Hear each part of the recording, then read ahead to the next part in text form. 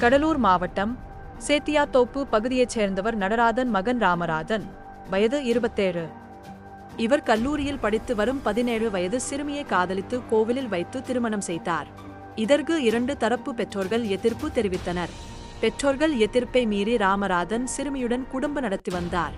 இந்நிலையில் சிறுமி சிகிச்சைக்காக மருத்துவமனையில் அனுமதிக்கப்பட்ட நிலையில் சிறுமி கர்ப்பமாக இருப்பதை அறிந்த மருத்துவத்துறையினர் போலீசாருக்கு கொடுத்த தகவலின் பெயரில் சேத்தியாத்தோப்பு அனைத்து மகளிர் காவல் நிலைய போலீசார் போக்சோவில் வழக்கு பதிந்து தலைமறைவான ராமராஜனை தேடி வருகின்றனர். இதனிடையே இந்த பாலியல் வன்கொடுமை குறித்த வழக்கு பதிந்த தகவலை போலீசார் வெளியே தெரியாமல் அனைத்து மகளிர் காவல் நிலைய போலீசார் மூடி மறைத்தனர். ஏனெனில் வருகின்ற 14, 15ஆம் தேதிகளில் முதல்வர் கடலூர் வருகிறார்.